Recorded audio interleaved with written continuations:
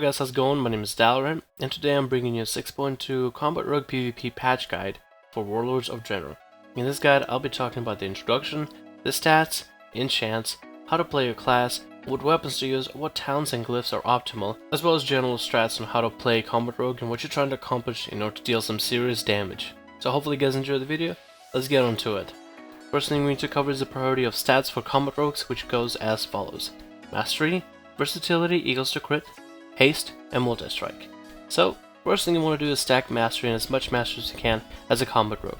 For combat rogues, as well as all other aspects of rogues, mastery is probably one of the best and most potent stats that you can stack on your rogue.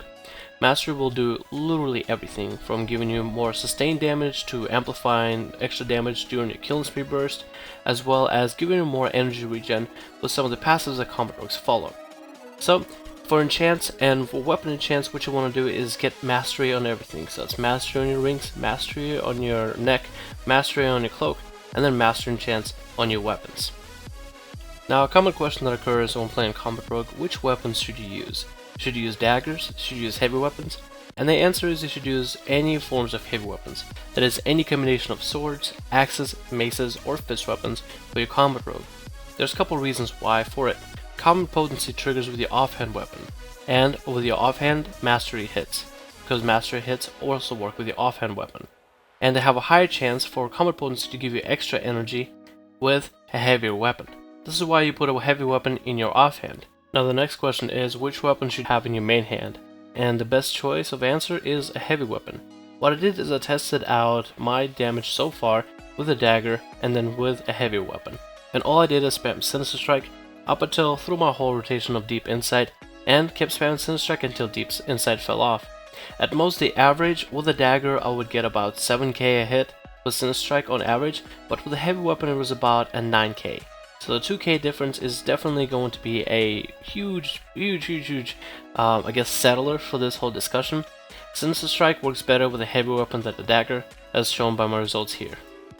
So when we talk about talent points for combat rogues, we are looking at things for PvP in terms of utility and in terms of overall bettering ourselves as a rogue. So let's get on to the talents as each one, and I'll tell you some of the options for different tiers of talents. At level 15, the very first tier is the preference between Night Stalker, Subterfuge, and Shadow Focus. Subterfuge I feel like has a lot more utility for PvP, so that is what I run. If you do have energy problems, which you shouldn't have as a rogue in the first place, but if you do, you can go Shadow Focus, but you're losing a lot on the utility of Subterfuge. At the level 30, Deadly Throw no longer has an interrupt effect, so it's generally useless in PvP. It does slow your opponents by 70% and deals some damage, but it's not enough of effective damage, and the slow from Cripple and Poison Shiv slows your targets by 70%, so Deadly Throw is fairly useless in PvP. So it's a choice between Nerf Strike and Combat Readiness. I like Combat Readiness for battlegrounds and overall melee cleave teams, but Nerf Strike is great as well because it has the utility of peeling for your friendlies, and if the meta for arenas is where people do not sit on rogues, do not deal damage to rogues, you can forego Combat Readiness and use Nerf Strike. Nerf Strike is great against caster cleave teams as well, as it reduces opponents' damage they deal by 50% after you stun them, and healing by 10%. At level 45, Elusiveness is the best option for PvP. Legion Poison and Cheat Death are gimmicky, but Elusiveness ends up being the best option for PvP, and that's what you should roll. At level 60, Burst of Speed and Shadow Step are really on par with one another, so it's a really preference whichever one you choose. For combat rogues, I like Burst of Speed, but for something like Subtlety, I am used to using Shadow Step to my playstyle, and I'm pretty sure if I use Shadow Step for combat, I would get used to it as well. And again, both of these abilities are really just on par with one another. There's positives to them as well as drawbacks to each, but in overall, these abilities are really some of the best equals in terms of mobility, and I love both of these abilities, but I prefer Burst of Speed for my combat rogue. Level 75, you want to go Internal Bleeding because the bleed damage for combat rogue is insane, and once you put a kidney on the target, you will know what I mean, especially after you apply Revealing Strike, 5 common points kidney, and then we'll just watch him melt away with the bleed. Mark for Death is the best option for level 90, even though Shuriken Toss was buffed and Anticipation does seem like a decent option. It has too much of a ramp up mechanic, while Mark for Death is on demand and can get reset if the target you kill that you mark for death, if they die, you reset your whole cooldown of Mark for Death. The generation of instantly generated 5 common points is just too good for PvP on demand, as you can use it for stuns, damage, healing, or slice and dice in order to get yourself prepped in order to deal as much damage as possible. At level 100, all 3 talents are actually really good. Venom Rush is great. It's a passive ability and it just amplifies all of your damage that you deal constantly. It'll give you extra energy to work with, so you can maybe forego the Glyph of Energy, or you can just keep it together for extra energy combination, and it'll increase your energy regeneration for each person you have poisoned. That does not mean you should poison as many people as possible, although if you are at a convenience where you can do that, you could, and it'll increase your energy regeneration, but simply having poisoned one person, the 5% extra energy regen is just enough in order to make a difference in PvP. Shadow Flexion I feel like is a better option when it comes to arenas, but it can be used in battlegrounds and it's awesome in duels. Summon a Shadow Flexion that'll watch all of your abilities, and what I like to do is combo Shadow Flexion, mark for the kidney, get Eternal Bleeding rolling, and then my Shadow Flexion would kidney my target, get a second Eternal Bleeding rolling, and you just watch the damage of as enemies melt away simply from the bleed damage. Shadow Flexion I feel like is not the best ability when it comes to damage, or just pure damage, for combat rogues, because if you Shadow Flexion Killing Spree, you will see that Shadow Flexion does deal that much more damage when it comes to Killing Spree. So, with that in mind, I don't use Shadow Flexion in order to deal damage. I use it for utility purposes, such as get that double stun rolling, as well as get an awesome opener. Again, that ability is better for arenas than battlegrounds in my opinion. Then the best one for battlegrounds, at least in my personal opinion, is Death from Above. It's a finisher for 50 energy, 20-second cooldown. You'll do a backflip and you'll hit your enemy with a Eviscerate that's increased by 50% damage. And it's a two-parter ability as well. So the amount of crits and the amount of damage you can deal with this is amazing, and it goes well with our 4-piece combo point, 4-piece set for our PvP. So I feel like this ability is great. I use it in arenas, I use it in duels, and I use it in battlegrounds. I like this one for battlegrounds, I like Shadow Flexion for arenas, and Venom Rush is not something I use as often anymore, because I really just love the utility of Death from Above, which is fun first of all, and Shadow Flexion, which has this amazing opener with double Internal Bleeding that I can roll with. So these are the talents for combat rogues that I roll, and some of the preferences that you can work with. Now with that in mind, let's get on to the glyphs. And glyphs are really a preference of your playstyle. The 3 glyphs that I normally run are Energy, Blind, and Disappearance. And the one I usually swap out is the Glyph of Blind, depending on what I'm trying to do in an arena situation or in a battleground. Some of the glyphs that you can run is Cheap Shot, Feint, Corrode, and Recovery, depending on what you're trying to do. For example, if I'm playing in a team that has dot damage, but I want to secure CC, that's why I roll a Glyph of Blind. But if I am playing a team comp that doesn't have any bleed damage or any dot damage whatsoever, I can forego Glyph of Blind and go for something better, like maybe Glyph of Recovery, so in case I'm ever getting trained, I can put up Recuperate, and all the healing that is done to me is increased by 20%. Glyphs are all... It all is a question of depends with glyphs, what you're trying to accomplish, and what is your playstyle, so with those you can really mess around, but the ones that I prefer are Disappearance, Energy, and Blind. So now we talk about how do you burst as a combat rogue. So first of all, you want to spam Sinister Strikes as you're building up for damage. Combat rogues don't burst at the beginning, they burst after you have Insight. The way you generate Insight is you generate it through spamming of Sinister Strikes. After about 4 Sinister Strikes you advance to Insight. First Shallow, then Moderate, then Deep. Deep is what you want to reach. At Deep Insight you deal 50% extra damage. So the way you would go about it is you would lock down your opponent by kidney shotting them with Revealing Strike on, then you kill and spear onto your target. And when you PvP, you're going to acquire PvP gear, where a 4-piece bonus for the gear is going to give you on Vanish, you'll generate 5 common points, and your next Sinister Strike, Revealing Strike, Ambush, or Eviscerate is going to have a 100% crit chance. So this is where you would, after that stun, Killing Spree, Deep Insight, you can Vanish and Eviscerate your target for extra damage. But what I like to do with combat rogues is to keep the damage and the burst very open to interpretation. Although I feel like combat rogues damage is more open to interpretation, like you can technically deal a lot of damage in the opener, and that is something I can show you with a one-shot macro that I made a while back, and I'll have it in a link in the description below, so check it out.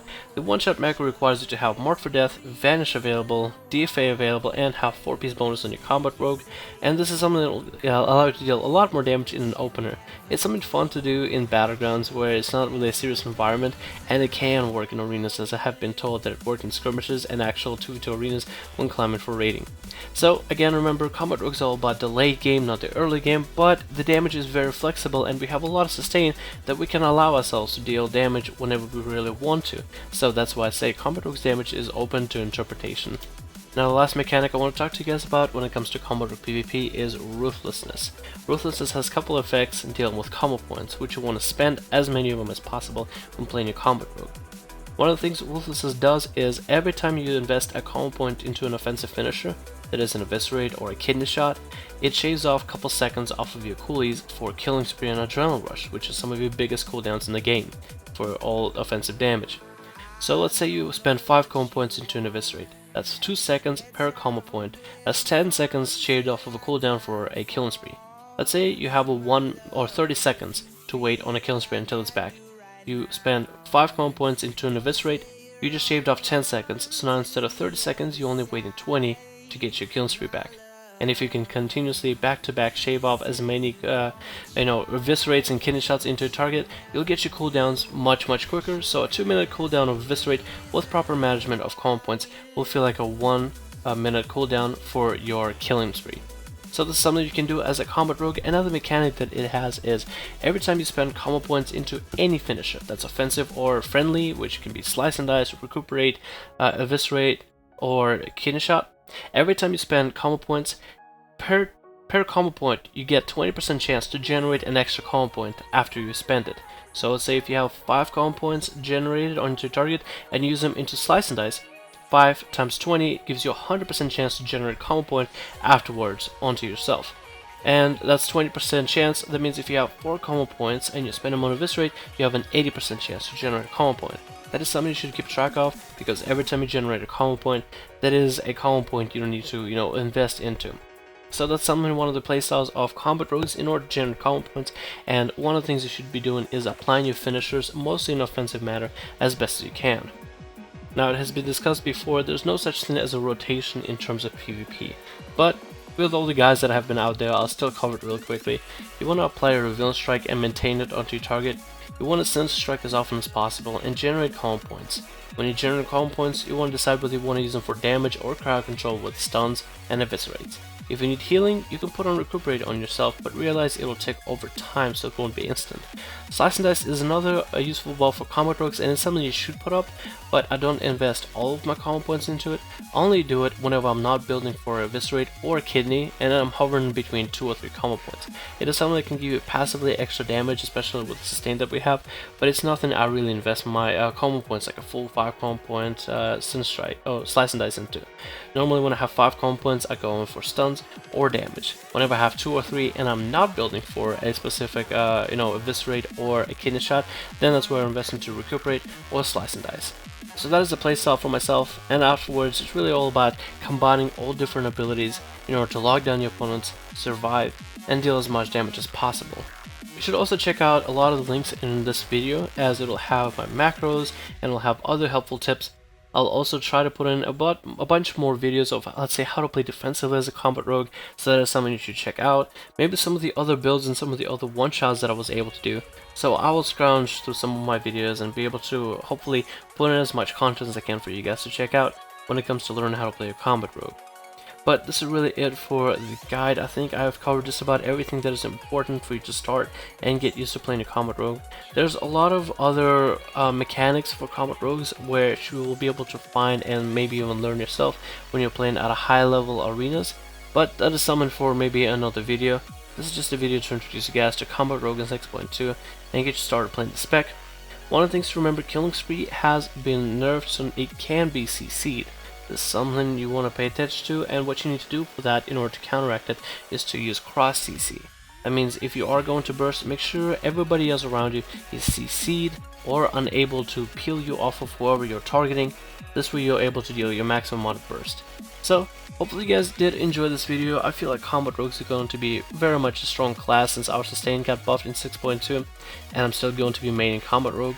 But I am going to make some videos for Subtlety and Assassination, because people have been asking questions of how do you play Assassination, how do you play Subtlety, what are the changes for 6.2, and overall just general information about the specs. So I think I am going to cover more Rogue PvP on my channel from here on. But hopefully you guys did enjoy this guide video for Combat Rogues. I'm very much excited for 6.2. I want to check out the Tannan Jungle, I want to start doing arenas, I want to run a bunch of 3s and 2s, I want to just have a lot of fun with that.